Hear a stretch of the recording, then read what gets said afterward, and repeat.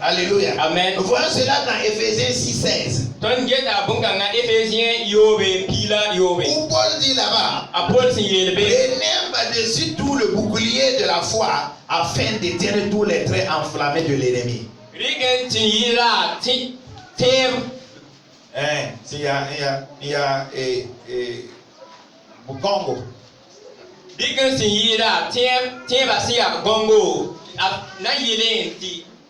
y a Congo. Alléluia. Gloire à Jésus. Amen. La foi honore Dieu est indispensable pour plaire à Dieu. Et est indispensable tant qu'on veut plaire à Dieu. Hébreux 11:6. La foi nous pousse à poser des œuvres, à savoir sauver les âmes perdues.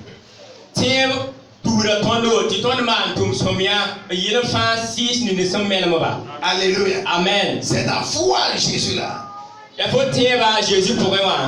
qui te pousse à aller vers celui qui ne connaît pas Jésus. Parce que la foi doit être mixée avec l'amour. Alléluia. Amen. Et quand ces deux sont ensemble, ça va t'amener vers les âmes perdues. Et tu vas amener ces chances-là à Jésus. Donc, en tant que jeune, le salut des âmes doit être votre préoccupation. Je n'ai pas entendu un seul. Alléluia. Amen. C'est primordial. C'est la mission que Christ a laissée à l'église.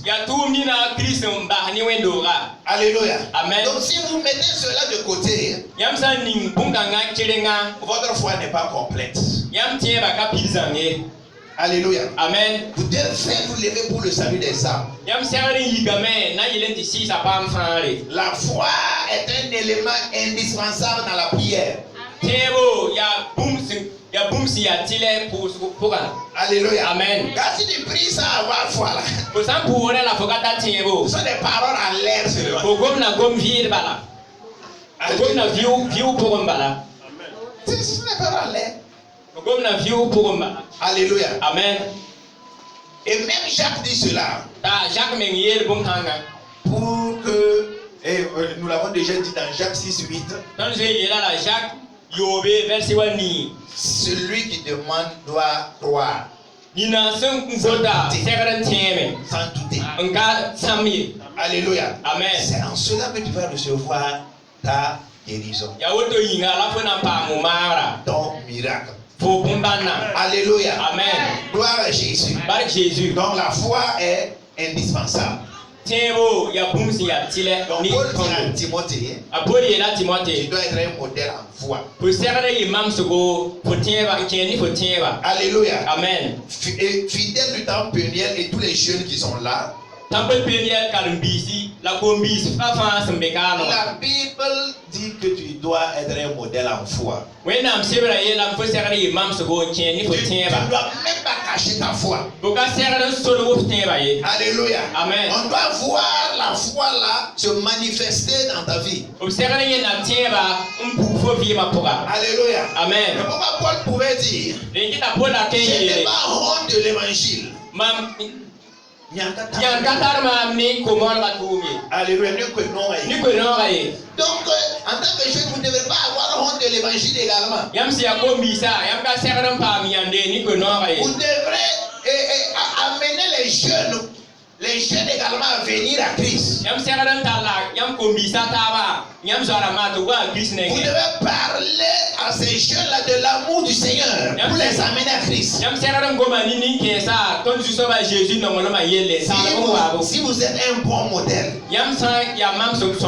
ils verront et ils vont confirmer que réellement vous êtes mis à part. Mais si vous-même vous faites doit. Donc vous voyez, donc cela même constitue un obstacle pour vous. Pour tant que jeune là, vous devez fuir tout ce qui va vous dégrader. Tout ce qui va amener les gens à vous mépriser. Vous devez vous éloigner de cela et vous rapprocher à cela, aux choses qui vont vous honorer. Dernier point que Paul a souligné. Il dit qu'il faut être pur ou bien avoir la pureté. Alléluia. Amen. Gloire à Jésus. La pureté est l'état dans lequel nous devons être. Chaque chrétien doit être la pureté. On doit vivre dans la pureté.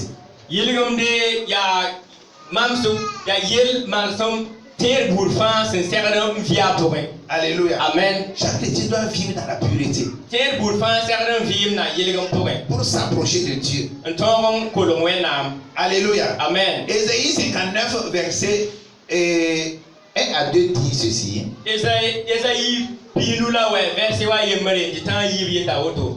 La main de Dieu n'est pas courte. Alléluia. Amen. Dieu n'est pas éloigné de nous. Dieu, ce n'est pas que Dieu ne nous aime pas. Quand nous demandons quelque chose, mais ce sont nos péchés qui nous éloignent de lui. Alléluia. Amen. C'est ce que Ésaïe veut dire en paraphrase. Alléluia. Amen. Donc, nous devons savoir que le contraire de la pureté là, c'est le péché.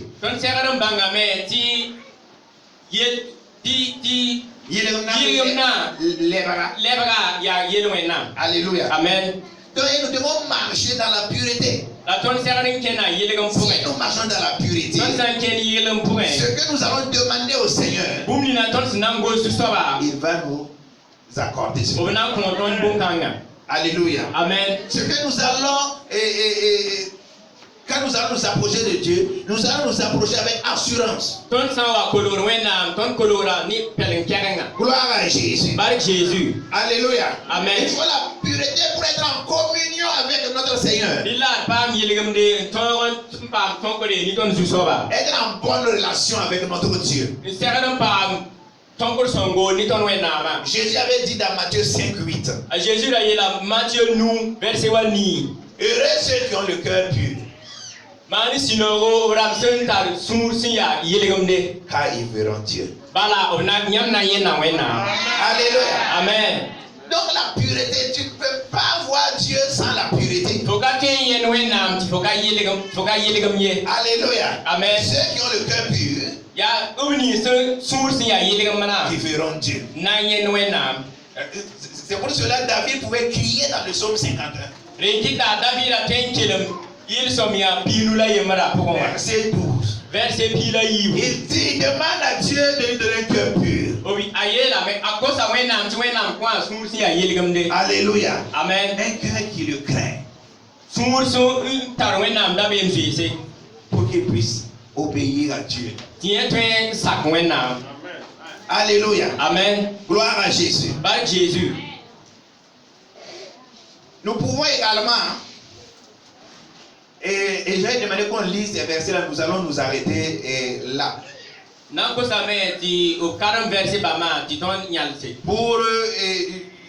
Pour ces versets-là insistent sur la pureté. 1 Timothée 1:5. Quelqu'un d'autre me cherche 1 Pierre 1:22. Et une autre personne maintenant pour terminer 2 Timothée 2:22. La nera to lebo yibun Timothée verset chapitre verset pisila yibu. Amen. Amen. Je reprends 1 Timothée 1:5 que quelqu'un cherche ça. Biner bo delam Timothée yemere verset 1. OK, donc il faut lire. 1,5.